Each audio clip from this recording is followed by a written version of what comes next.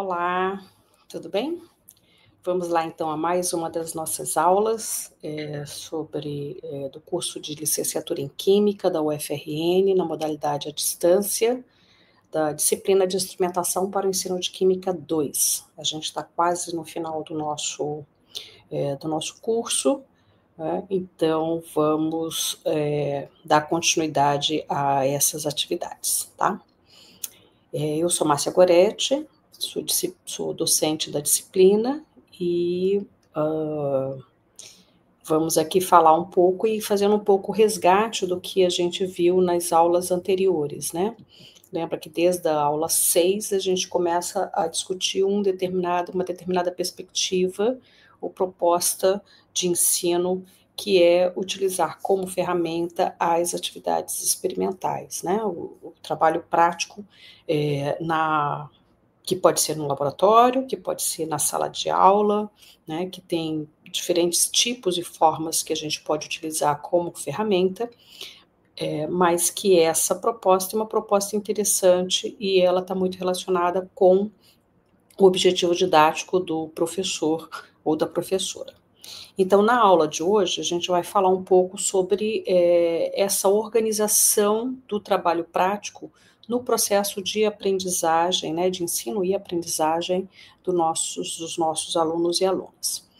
Então, os objetivos que nós temos dimensionar essas dificuldades, né? A gente viu nas aulas anteriores possíveis dificuldades e a gente vai resgatar um pouco nessa aula essas dificuldades que a literatura vem nos apontando, né? E que está um pouco relacionado com a vivência dos nossos professores e professoras nas escolas, quando a gente pensa em desenvolver essas habilidades,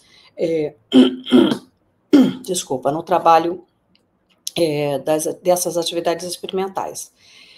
Lembra também que na última aula a gente comentou sobre a tipologia de conteúdos, né, e que as atividades experimentais, de certa forma, ela tem uma ênfase muito mais nos conteúdos procedimentais, né, então aí considerando sendo habilidades, né, que a gente que elas podem ter essa potencialidade de serem desenvolvidas na sala de aula. Então, utilizando essa ferramenta, então, como é que a gente pode pensar e dimensionar as dificuldades no nosso planejamento para desenvolver essas atividades na escola? O segundo é planejar essas situações considerando essas dificuldades, né? E que a gente possa ter uma postura, um posicionamento, uma participação mais ativa dos nossos estudantes. E o último objetivo é organizar atividades práticas do tipo predizer, observar e descrever, né? Que são habilidades cognitivos linguísticas que elas têm a potencialidade de serem desenvolvidas quando a gente trabalha com uma atividade experimental na sala de aula. Todas elas são habilidades procedimentais, tá? São conteúdos procedimentais. E aí a gente vai tentar apontar aqui alguns aspectos, né? Claro que a gente não vai dar conta de tudo, mas a gente vai sinalizar alguns aspectos que devem ser considerados. E no nosso material, ele tem algumas sugestões de atividades, né, de planejamento, assim como também aquela parte no último material, última sessão, que vem dizendo para saber mais, tá? Mas eu convido vocês a conhecer um pouco dessa proposta de organização dessas atividades com essa perspectiva do predizer, observar, descrever, explicar e assim vai. Bom, então acho que um primeiro ponto de partida que a gente pode trazer é, se você, professor, professora, futuro professor, professora, tivesse que preparar uma atividade experimental na sua escola, que dificuldades você acredita que poderia ter, né? Boa parte dessas dificuldades, né, elas vêm apontadas a partir da literatura, de investigações que são feitas com o professor, e ela acaba,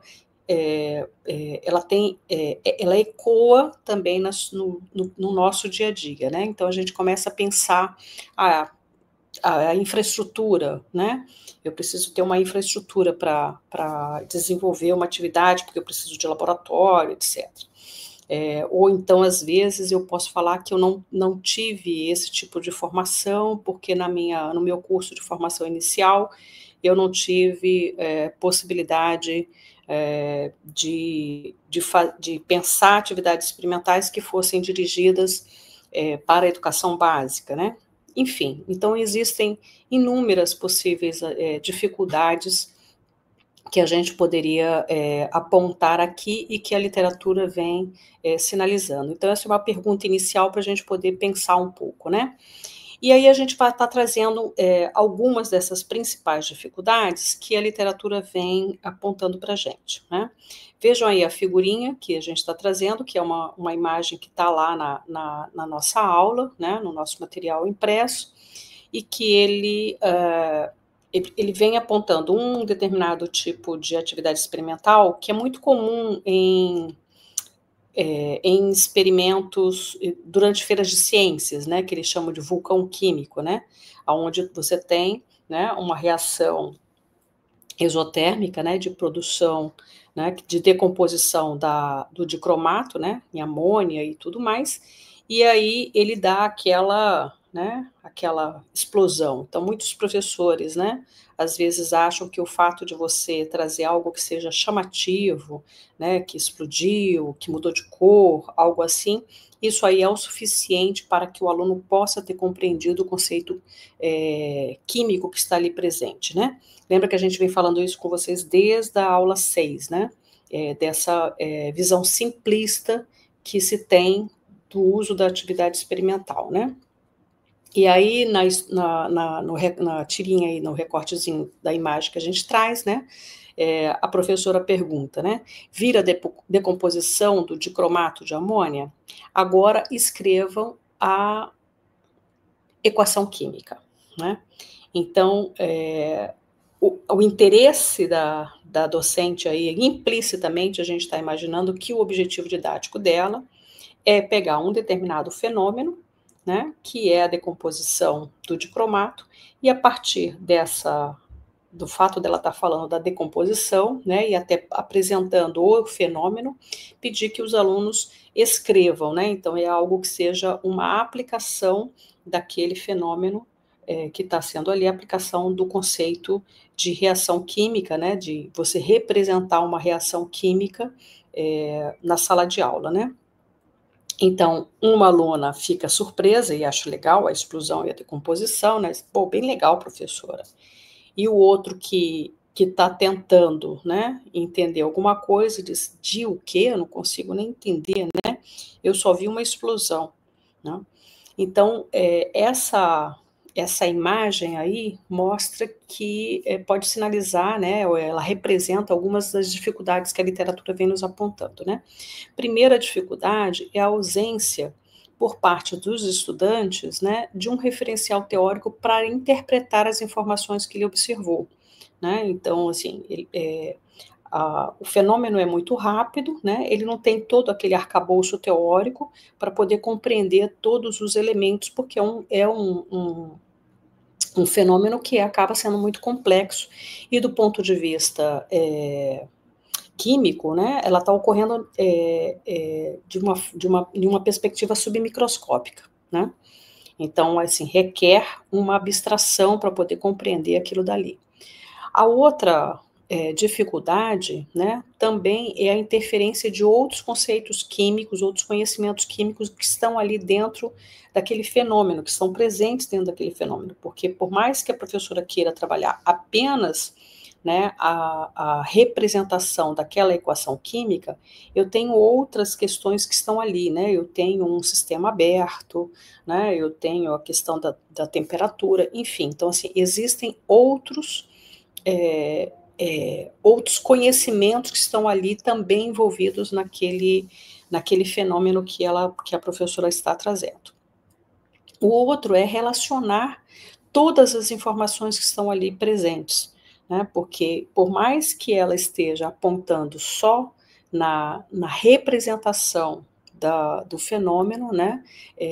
Existem outras relações ali, quer dizer, ela está querendo apontar que é uma reação exotérmica, então ele vai ter que representar lá que é uma reação exotérmica, que ele não tem, não entrou em equilíbrio, ela é uma reação direta, enfim, então existem outras informações que é difícil para o estudante poder relacionar, né? Ou difícil ou tem realmente essa dificuldade. E, ao mesmo tempo, na hora que ela faz uma proposta desse formato, né, nesse objetivo, traz algo para uma aplicação de um determinado conceito, não dá oportunidade para os estudantes para que eles possam explicitar quais são as suas explicações, quer dizer, antes do fenômeno ocorrer, né, que modelo mental explicativo para aquele fenômeno, o que ele espera, né, se ele pode pensar numa hipótese, né, para o que vai ocorrer, e além disso, além dessa hipótese do que vai ocorrer, qual é a explicação para essa hipótese mental que ele espera acontecer, né? Então, assim, o que a gente discute muito com vocês, né?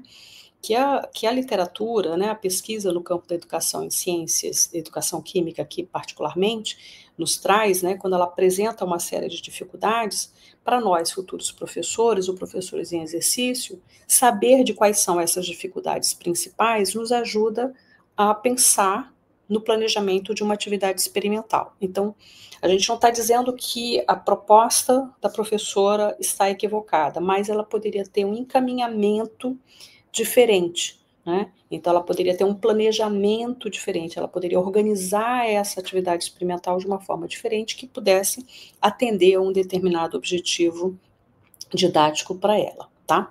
Então, é exatamente essa que é a discussão central aqui.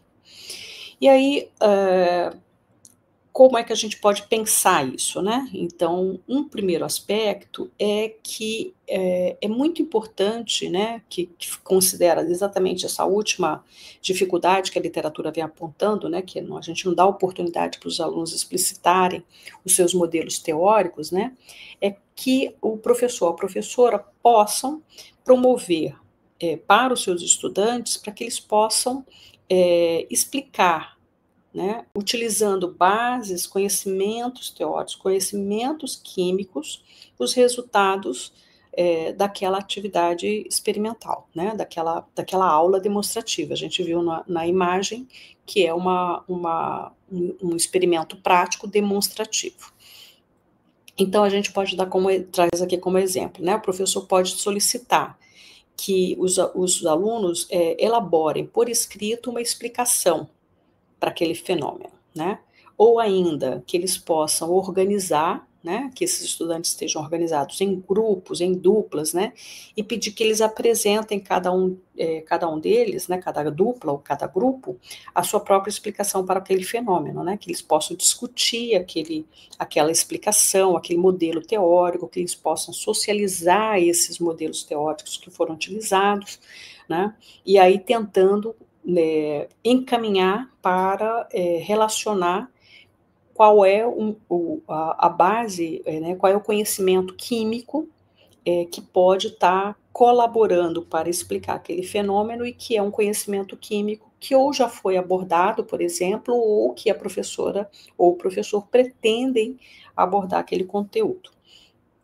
E aí a gente chama atenção que quando a gente faz a opção, né, para utilizar uma aula demonstrativa, como do exemplo que a gente colocou, né, é interessante que a gente possa promover nos estudantes uma reflexão das suas próprias ideias, das suas próprias opiniões, dos seus próprios modelos teóricos para um determinado fenômeno. Então, a gente tem que considerar que o fato, né, do ponto de vista realmente didático, né, de você explicitar, representar, né, explicitar, falar sobre uma forma que explique aquele fenômeno antes daquele fenômeno ocorrer, eu dar esse tipo de oportunidade, né, durante o processo, né, da realização dessa atividade experimental, isso pode levar os alunos que eles possam questionar suas ideias iniciais, né, assim, poxa, eu pensei que era isso,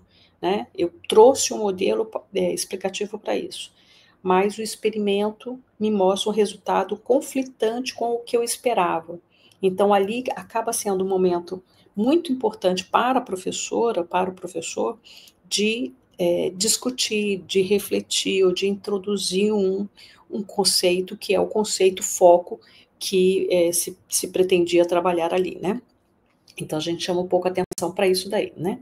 E a gente traz algumas propostas, algumas sugestões de planejamento, né? A primeira é que a gente pode pedir, por exemplo, se você já tiver trabalhado com o seu aluno, com a sua aluna, elaborar um esquema ou um mapa conceitual, né? Onde esses conceitos vão estar se relacionando, né? Então, ali a gente pode ter tanto o aspecto do conceito e do modelo que está explicativo, como também do conteúdo procedimental, quer dizer, como é que ele pode realizar ou o que ocorreu durante aquele experimento, né? Uma outra proposta que às vezes a gente faz uma atividade experimental e ela acaba sendo só para chamar a atenção do aluno, né, ou para dizer que a aula ficou um pouco mais diferente, ou algo assim, né, mas ela ser problematizada mesmo, você utilizar aquela atividade enquanto ferramenta e ela constituir em algo que possa ser avaliado, né, então se você poder ter uma atividade, uma questão, uma pergunta, algo assim, sobre aquela atividade que foi desenvolvida na sala de aula em um momento avaliativo, por exemplo, né? E, ao mesmo tempo, uma outra proposta é que você possa rever essa literatura, quer dizer, ou então a sua própria experiência, né, sobre as possíveis interpretações que os estudantes vão ter sobre aquele fenômeno que você está querendo abordar, né? Porque muitas das vezes esses estudantes, eles recorrem a modelos alternativos, ao que a gente chama, o que a literatura chamou durante muito tempo de concepções alternativas para explicar um determinado fenômeno, né? E aí é muito legal a gente poder lembrar sempre de que interpretar e analisar os resultados experimentais requer a utilização desses modelos teóricos e que eles são abstratos, porque eles são modelos para explicar, para prever, né? Para compreender um determinado fenômeno, né? Para descrever um determinado fenômeno. Então, ele é um modelo, é uma construção teórica, né, que ocorre durante determinados períodos históricos da ciência, né, da humanidade, que você vai tendo uma construção de um determinado modelo para poder te ajudar a prever, explicar, descrever determinados fenômenos, né? E alguns cuidados que a gente poderia ter enquanto professor ou professora para organizar esse trabalho da atividade experimental, seja ele no laboratório, seja ele na sala de aula, né? O primeiro ponto, assim, eu fui professora durante muitos anos de laboratório da educação básica, né?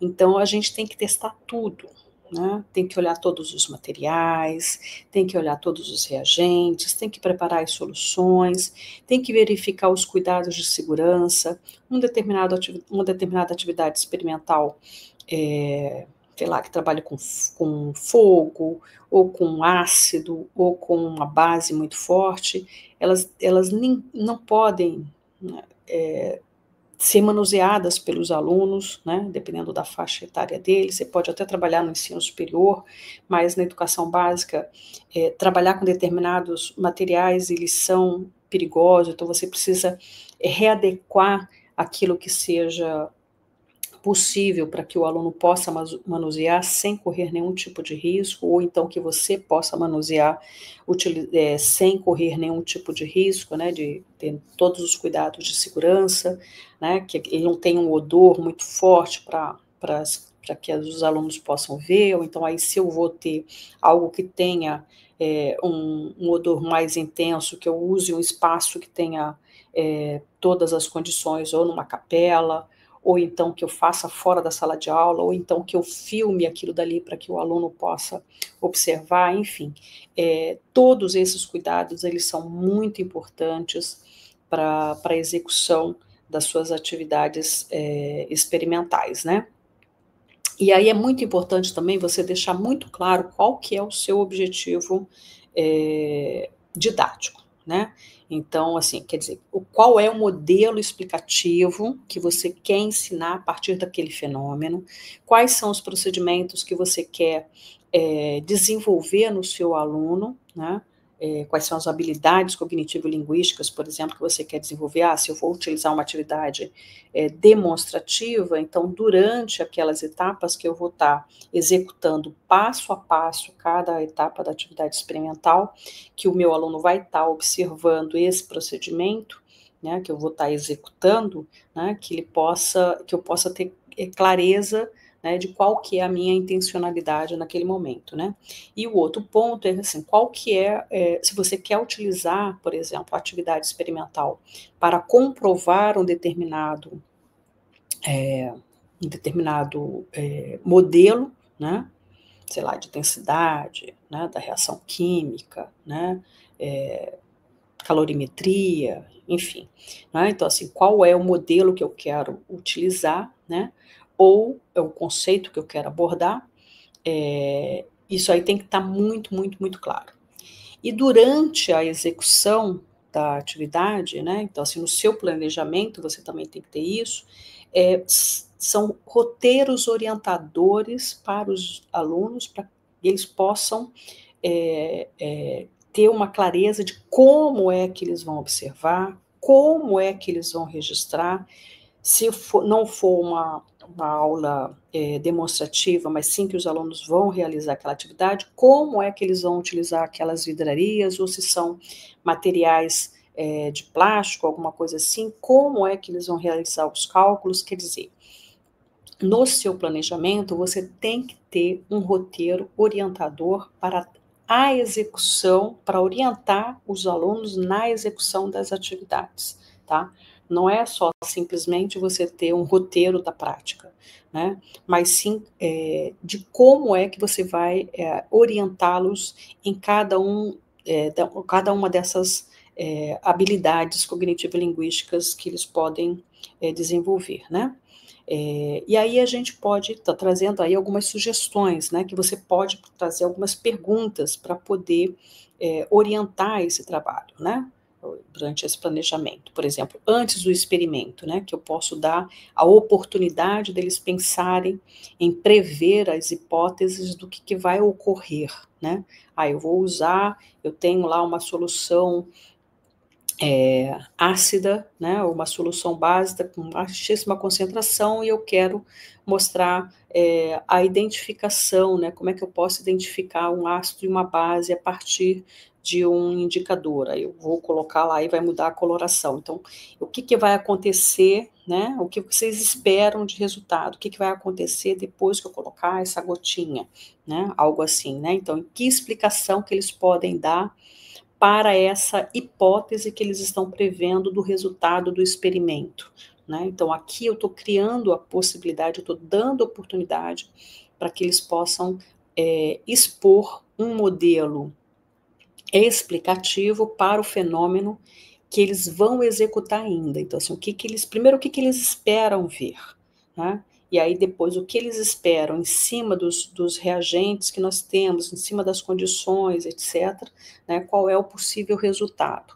E aí, em cima desse possível resultado, por que ele acha que vai ter aquele resultado? Porque aquele resultado vai ser explicado por um determinado modelo, né, por uma explicação, né, que eu vou ter ali claramente. E aí eu posso, inclusive, trabalhar com esses modelos teóricos que eles podem trazer, por exemplo, de forma equivocada, e aí, durante a realização do experimento, eu preciso ter uma orientação de como é que eles vão escrever, né? Observa se teve mudança de temperatura, observa se teve mudança de coloração, observa se teve a produção de bolhas, enfim, né? Então, assim, são orientações que eu vou dar para ele poder descrever o que eles estão observando, né?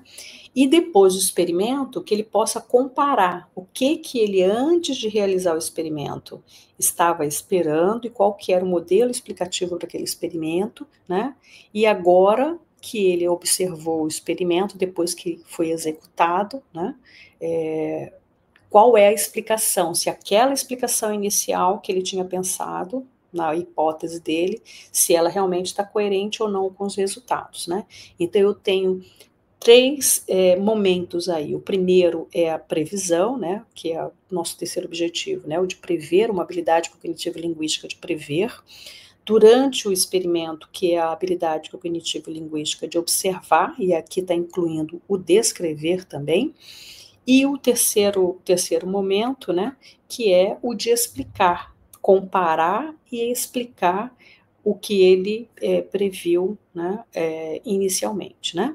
Então, assim, você acaba tornando a sua atividade experimental muito mais dinâmica do que simplesmente, né, e muito mais com grande potencial para a sala de aula do que simplesmente fazer um experimento e pedir para que eles expliquem a um determinado conceito, que a gente já viu que isso daí pode ter uma visão simplista da potencialidade de utilizar enquanto atividade experimental, enquanto uma ferramenta para o ensino de química. Tá? Bom, era isso que nós tínhamos para falar com vocês hoje, né? A gente espera que vocês tenham gostado e até a próxima.